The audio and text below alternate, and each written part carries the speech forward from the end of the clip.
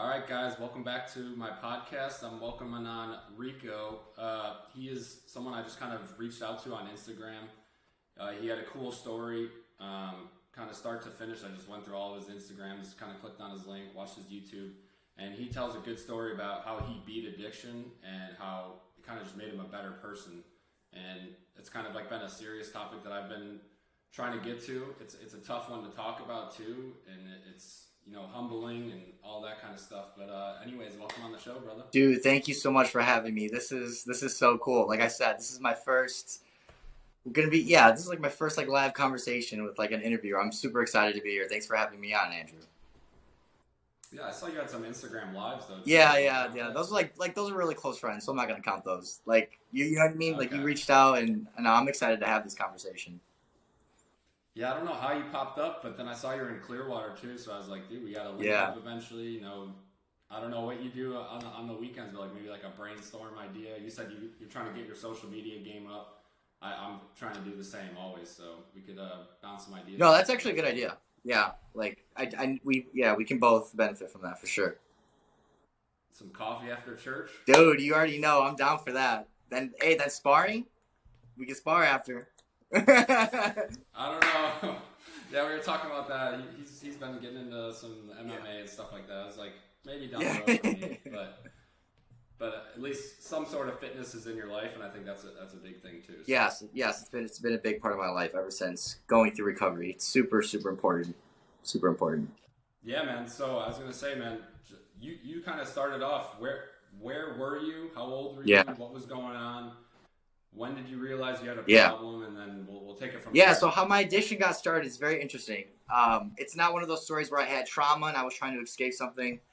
I naturally have an addictive personality. So at the age of 21, when I pulled an all-nighter and I had to go to class the next day, my friend told me that he was going to hand me an Adderall. And I was like, what's an Adderall, right? And it was a pill, and that, for ADHD people. And when I took it, automatically I felt so good in my brain that I became hooked like instantly. It was, I think it was like Ritalin or Adderall. And I had this feeling of like, I felt like a better version of myself. I was more awake, more enthusiastic, more energetic.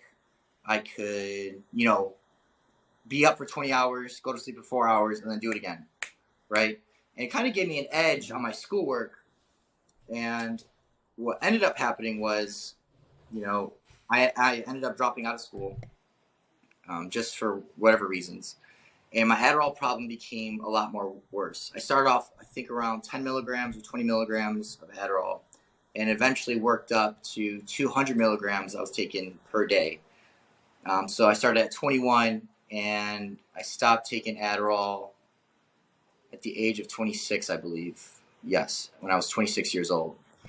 When you're taking that much Adderall at that high dosage, you're experiencing psychosis. I experienced one episode of hallucination where, I'm thinking somebody is breaking into my house, and I'm checking all my doors, behind all my doors with a knife. And, I started to have really bad relationships with everybody. I was very toxic, very manipulative. I loved drinking with it. That was a very, very big component. I absolutely loved drinking with it. I would get drunk. If I felt like I was too drunk, I would take another pill. If I felt like too focused and too stressed, I would drink more. And then it would just be in a cycle. And that was my life for about a good 5 years. And I was telling you, I got into the nightclub industry, and that's when the problem became a lot more worse. I was a nightclub promoter in downtown Chicago at a nightclub. I won't say the name, but and yeah, that's where my addiction got fueled even more, because being around that scene is just, it's a whole different type of life. It's like an underground life. You know what I mean? Yeah. And that's how I got addicted. Now, guys, what is so crazy is when COVID happened in 2020, in March 2020, there's some people who have gifts who can see around the corner with business, with, other events. I completely saw that event as like, I get goosebumps still. It's like, oh my God, this is the opportunity right now to get clean. The world is going to be shut down for whatever, weeks, months, where I was from, those years. And when I saw COVID happen, there's a lot of people that went down the wrong road. I saw it as a God-given opportunity to get clean.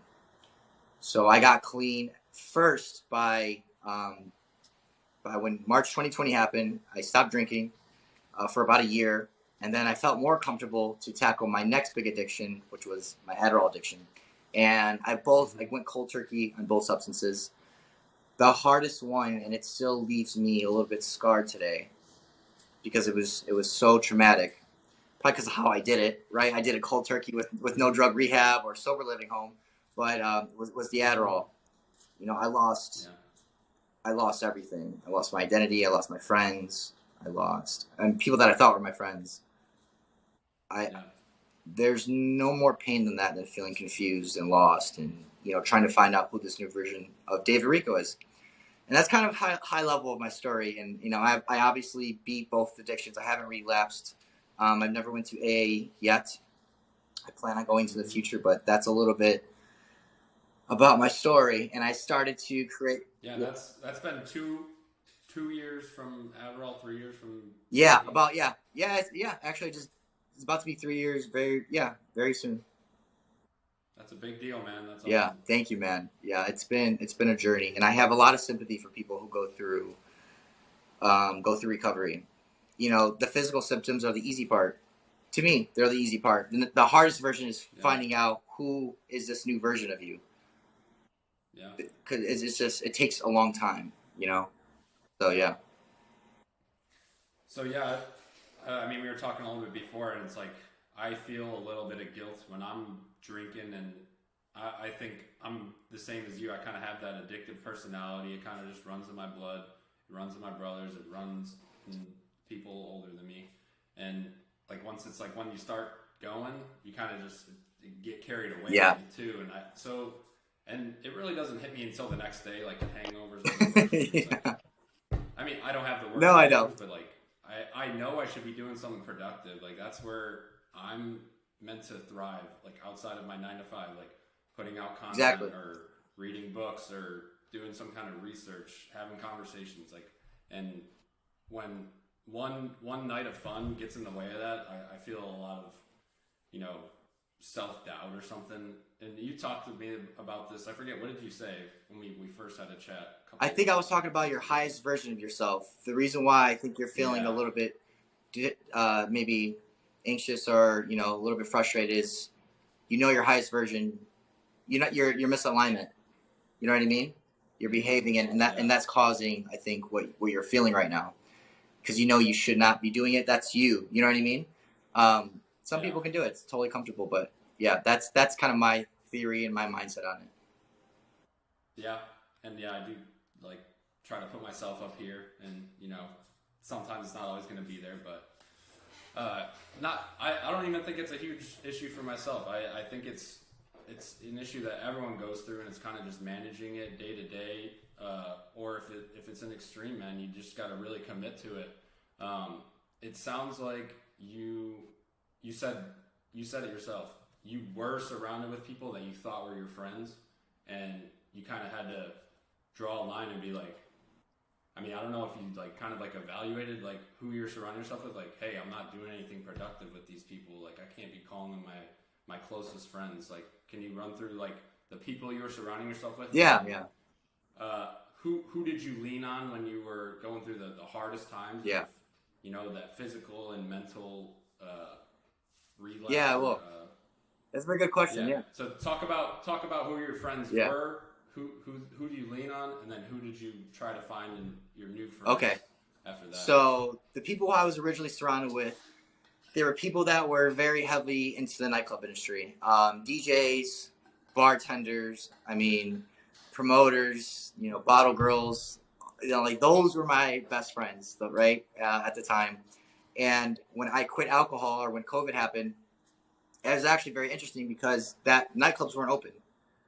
So I could have not really done anything with my friends, because that's kind of what our whole life was at the time. And when I cut alcohol, I kind of had to cut at the same time, cut the lifestyle, cut, all those friends off that I thought they were my friends. And the people that I leaned on, it's really crazy because I wasn't paying much attention to. I wasn't as good as a friend as I should have been, but there was 3 friends, Evan, Frankie, Karen, that helped me during my recovery, and I owe those friends like everything. I don't think I could have went through recovery without them. Those were the 3 friends that I leaned on. These are like more business entrepreneur friends. They were never in the nightclub industry. I just knew them from college back in the day, and they saved me. They definitely saved me during my recovery. I could have not done it without them. And who else I leaned on was my brother, my mother, and my father. I had a very, very close group. Like, it was only 3 guy friends, and then those 3 people. Like, I didn't rely on anybody else. And I owe those people everything, because if there was one missing piece out of that puzzle, I don't know if I could have did it. And so that's who I leaned on. And how I got new friends, that was very interesting. How you make new friends coming out of recovery, how I think of it is, you have to your identity becomes destroyed as you get off drugs and alcohol. So now the step 2 is you have to think about this new version of David Rico, or the person you are. What does this person do for hobbies? And it's most likely going to be things that you don't like doing because you've never done them before. So I did improv, I did salsa dancing, and fighting. Those were the 3 areas of how I made friends. And then also joining like mastermind groups. I know I definitely want to shout this out. The MDK project, it's like a program I took about 2 years. It's very intense, very high quality men are in there. And so I got friends from there once I graduated that program. And so, you need. Now, is that recovering addicts in that group? No, that's just more for guys who want more out of life. There has been people that were addicts and that did that program. There's people who that faced really severe traumatic experiences, and they want to prove themselves. I think like that was my reason. I wanted to prove myself I can do it. Yeah, and that program's no joke. It's ran by a Navy SEAL. It's not a game, but that's how I made friends. I looked into it a little. It did look intense. That's really cool. I want to ask you too. Part of you said it was your 3 family members and 3 friends. Did you lean on God at all? No. I know you're a Christian now. Yeah. So it's crazy. I can't recall, because when I was on drugs, it's a very blurry vision for the 5 years. I very rarely remember really anything. But I bet though, in your head, day to day, you thought you were on top of the world. I felt like I was on top of the world for sure. And that's not how people felt when my presence was in the room. But I'm pretty sure I curled up in a ball the day I gave up Adderall. I dumped them down the toilet, and I have a video of it too for archives purposes in the future. And I think I asked God, like, help me get through this. But after that day, I was not a religious believer. Not until about 4 weeks ago. When I turned 28, when I started going to church, is when I gave my belief in God. So I did do it. I wouldn't say without God, but not consciously, going to church, praying, stuff like that. Gotcha. Interesting. Okay, so just 4 weeks ago, you gave your life to Christ? I did. Did you get rebaptized? I've been thinking about that. That's so funny. I told the pastor today that I want to do it. Like, I'm old enough where like I want to make that conscious decision. Like, the decision was made for me in the past. Like, I want to be rebaptized. So yeah. Dang. Yeah. That's no, for sure. Yeah. So, and a little bit in the cycle I'm in, like when you do have a few drinks, like another thing that I just kind of battle with is like the control part of like who's really in control. Is it really just the liquor talking? Like, and then you kind of like remember, I'm having these conversations, and it's like some kind of ego takeover, and like that just always hurts me too. It's like I swear I'm not really like that, and you're just kind of getting off from who you are and who you actually like want to stand for in yourself. Yeah. You're saying when you're drinking, like you'll be saying shit that normally you wouldn't say, kind of thing. Yeah. I know what you're talking about. Yeah. trying to flex or trying to. I don't know. Yeah. It happens, bro. It happens. Yeah. Yeah.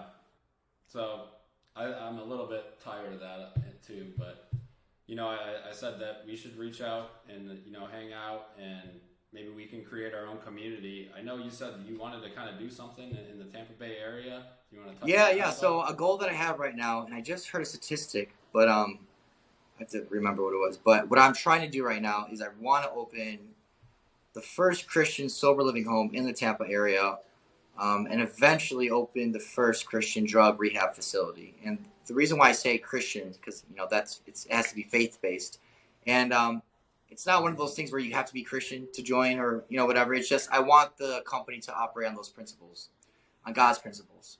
Um, and that's what I'm looking into right now. It looks like there's a lot of work involved, but I'm willing to do that. I think, like I said, my calling is to help other addicts. I believe that's part of it. I really believe it. Yeah. Yeah. I mean, yeah. So I'm trying to help you get on a platform today. We can start sharing this podcast, and man, it's probably going to take a community first, and then maybe some fundraising or Yeah, I did have an idea, like what the whole vision is. Like my idea is like build a good sober sobriety brand, right, of David Rico, and Yeah. kind of leverage that Yeah. equity into like opening a sober living home. Like if people know that I've opened it and I have a really good brand, there's kind of that quality trust that people would, you know what I mean? Something like that. That's just my idea though right now.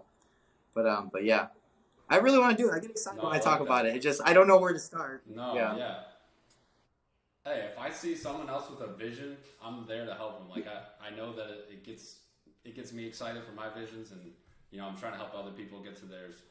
I love that. I can see that in your other interviews. Even doing this interview, I can see it that you love doing that. Yeah. I mean, if you need money, give me a plan, and we'll get you money. That's how far I'll go for you. Yeah.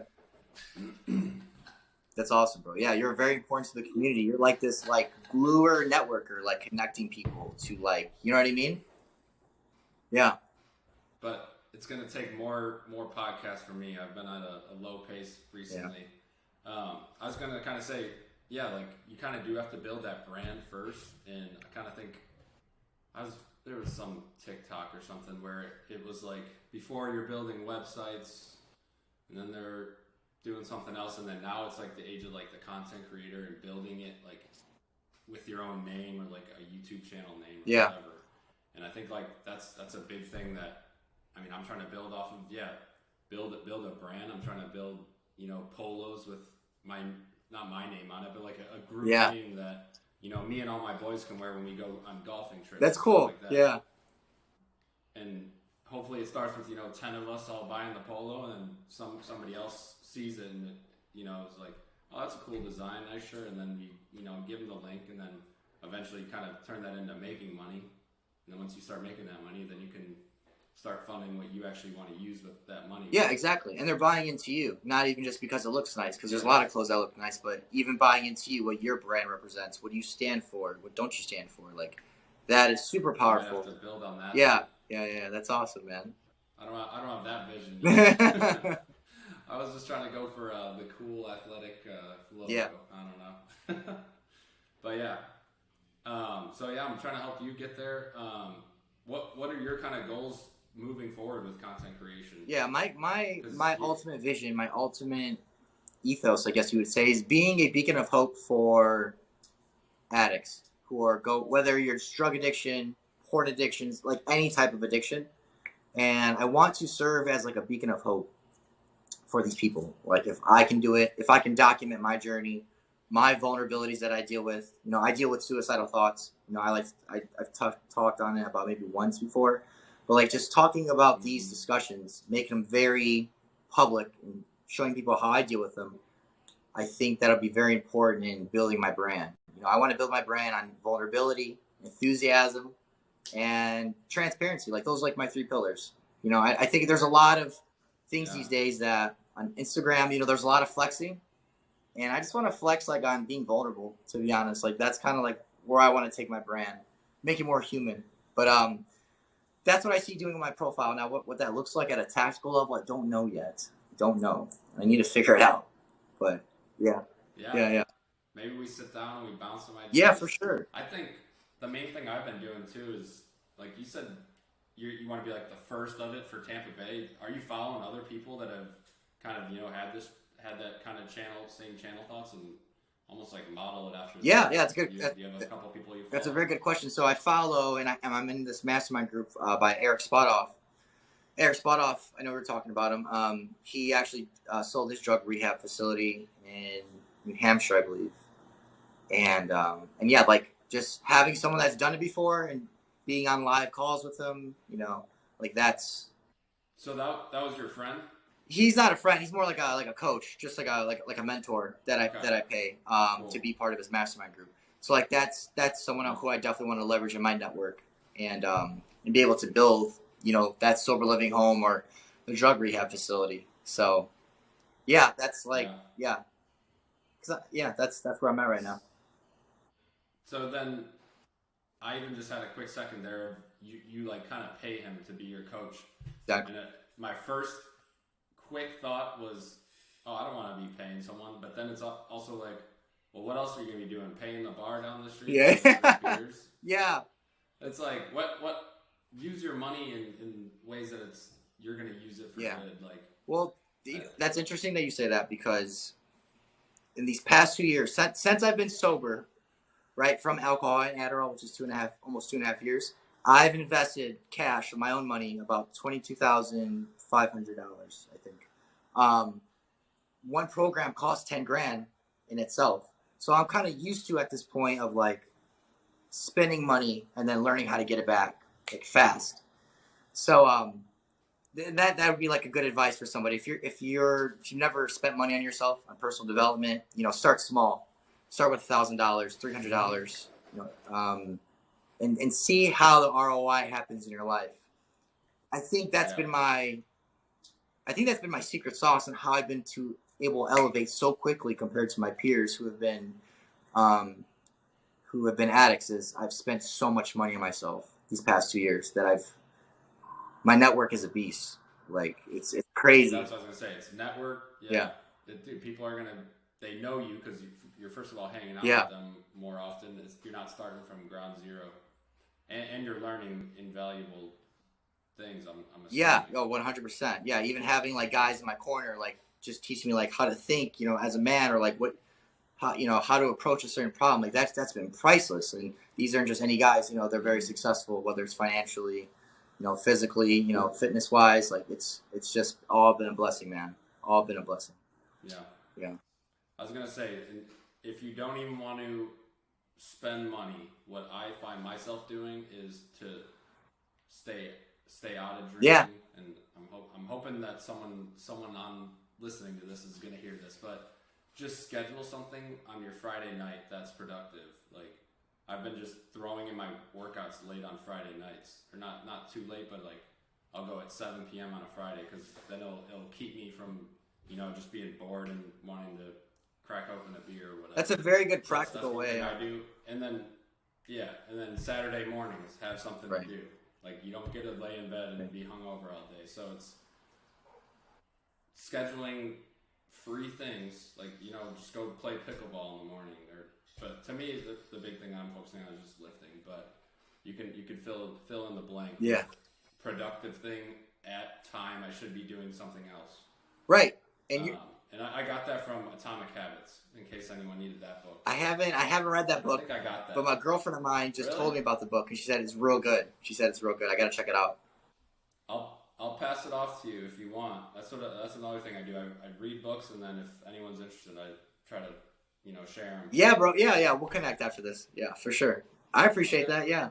But what you're talking about is like it's a very good point. It's a very good tactical way on how to transition off a lifestyle from drinking every weekend to, now I'm using my weekend to escape my 9 to 5 or to, build my dream company, build my dream vision, build my dream lifestyle. Like you're very correct. That's a very good way to do it. It's very practical, very easy. It's boring at first, but like, what else do you have? Are you going to be stuck in misery, knowing that you continue to drink on the weekends and, go out and then you wake up with regret the next day, or you just go work out on Friday and then wake up Saturday hungover free? You're doing it right. That's awesome. I saw another clip. It was John Mayer in an interview talking about his sobriety, and he goes, the first couple weekends they're boring. You feel like you're living for less, but then once you have a couple weekends under your belt and you start to see your productivity on those times where you're going to be hungover or you're going to be, doing something you shouldn't be, like your whole life becomes elevated over in the long term. 100%.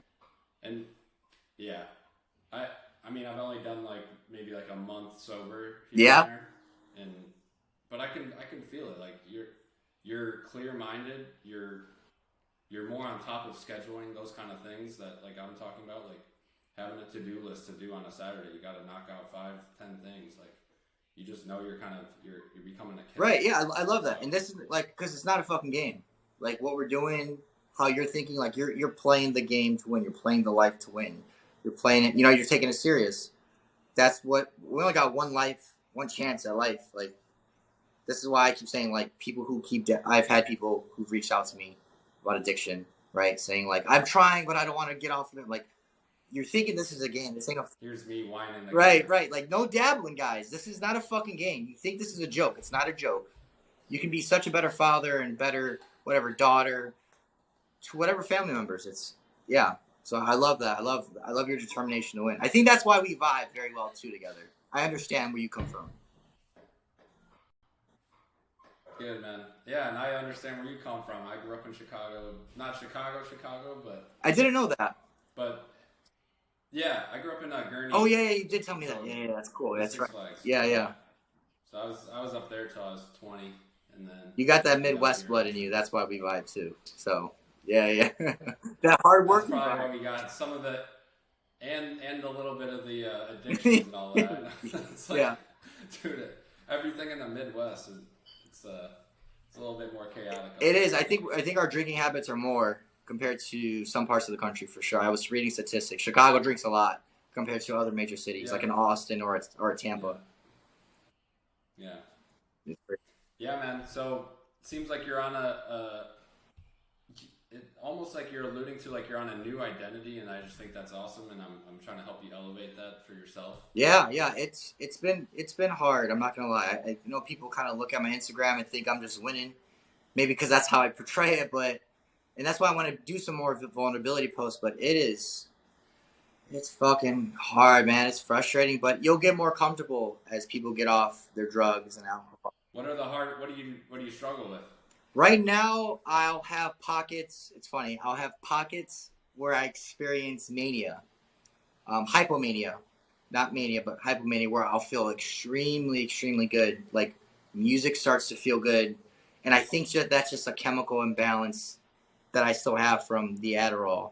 I was on it for 5 years, and I'm still only 2 years, a little bit more than 2 years sober. So I'll deal with that. I'll deal with some suicidal thoughts sometimes, but I have God now in my life. I have a network of other men that I can call when I need them to, and sometimes I still feel lost. Like what the fuck am I doing? Like what am I doing here? Like, yeah. So those are some of the things I still experience, and I'm not gonna give up though. It just. Hey, yeah, that's the other thing. You've made it this far, so it's like, what can't you do next? Yeah, exactly. And everybody's a fighter. Whether you're an addiction or just a player in this life, like you're just fighting to win. That's how I think about it. Yeah, I know cravings are a big deal. I would like to touch on that if you don't mind. Yeah. I know people. I get questions like how to deal with cravings. One of the big mindsets that I have is, my personal belief, I don't think you can go through recovery unless you've hit rock bottom. You have to be so scarred from what has happened to you that becomes your why. That becomes your motivation of this because of this happened. This is exactly why I'm going to start quitting drugs and alcohol. And that is how I deal with my cravings. I always remember my why, the embarrassment, the shame, the fucking guilt. I get frustrated, and I use that frustration to move me forward, not to relapse. So that's my advice on how to beat these cravings, because I deal with them, not every day, but definitely once in a while. And yeah, that's just the tip I use. That was powerful stuff. Yeah. But yeah, and I feel like I come from a less of a why backstory. I don't have huge issues, but it's like I can. Part of it is I'm just seeing frustration myself when and not feeling up to being like the entrepreneur I know I should be on the weekend or whatever. Yeah. But I'll try to cement my why a little bit. Yeah, even journal it. And sometimes, I was just going to say, sometimes writing it down is just what you need and to help you out. I forget. Yeah, I was going to do a gratification writings. That was like my new thing. Yeah. Like just how grateful I should be more often of all the things I have, man, and like friends. And yeah, a lot of guys don't have that these days. Friends, there's a lot of men who are lonely out here. So, yeah, even just be grateful for your friends. Like, I think that's a good idea, for sure. There was one more thing. Okay, so you do have people reach out to you, and are you able to help them? Have you ever seen someone fully recover from where they're from? Like, definitely don't drop names. No, yeah. I would say, dude, that's like probably one of the coolest things that you could do, having been there, is help save someone else. And like, I kind of try to do the same thing through Christ and like kind of bring people to Christ. And I think it's so awesome to see someone transform and, don't put themselves first. This is talking Christianity, and they're putting Christ first. So they're living through someone else, the one that created us and gave us everything. So, but do you have any like kind of tidbits of helping them? I do. I had a very successful entrepreneur who's from Louisiana. I think he had like a moving business. Reach out to me, and he is taking about how much I was taking. Obviously, I won't say names, but just being able to get on that call with him and saying, he's dabbling, he's taking it, then he's not taking it, and in my mind, he thinks this is a game. He's talking about how he can be a better father, a better son. I'm like, dude, like, what are you doing? Like, you're dabbling like this is like a child. Like, be a man. It's not a fucking game. We're in to actually win. Go ahead and beat this addiction. Get off of it. Talk to your doctor. Do whatever you have to do. And I haven't heard back from him, but that's just one of the examples where people can book a call with me for about, I think it's like an hour, 30 minutes or an hour. It's in my Instagram. My Instagram's Rico. And yeah, just book an hour. I just talk to people about their addictions and how I can help. Like, that's I have nothing to sell you. At least at the moment, I have nothing to sell. So in the meantime, I just talk to people and just try to understand their story. That's awesome. Bro. Yeah, man. And knowing that you've been there is the best thing. So knowing that they can become what you become. Right. Like, that's awesome. Yeah, that YouTube video. So you better keep trucking along. You better keep being a beast. No, I know, man. I need to be. I need to be. Yeah. It's I need to make that promise to myself for sure. More people need it. So, yeah, YouTube, man. I see what you're doing. You're starting to get momentum. Posting more. Doing the sobriety thing, lifting, and all these little tips and tricks you're doing. Like, keep it up. We're definitely gonna meet up, though. Oh yeah. Yeah. I mean, I just gotta figure out what it is. You don't golf. I don't golf. You can come light spar with me, and I can come golf with you. You can beat my ass. All right, cool. That sounds pretty fun. Hey, well, I appreciate your time, brother. And I'm hoping the listeners, either share this if they got something out of it. I'm gonna hopefully chop up some clips. Dude, it's been a pleasure talking with you. I've learned a few things, like Mastermind. I'm gonna start looking into getting into some kind of course or class where it's gonna be other people in the same situation as me, where maybe trying to break out, or just entrepreneurs. Like you said, there's a new Tampa Bay entrepreneur. I'm DM it to you, yeah. Group on Instagram. So I mean, that's a great start. But man, just getting connected with other people like us that just want to be our best selves and then help others get there. Exactly. And just know what you want. Like, when you step in the room with people, like, they can even feel like what that you want. You walk in with confidence, and people can understand what you stand for and what you don't stand for. I think that's like a new mindset that I've had too. Like, when I walk into a room, people get it. Like, I'm not here for laughs and giggles. I'm here to make shit happen, move shit, make this world a better place. So yeah. I'm gonna do some reflecting on what the all right, cool. Do it. Well, anyways, yeah, man, this has been a blast. Thank you so much for hopping on. Yeah, thanks for having me. We'll keep in touch, brother. No cool. problem.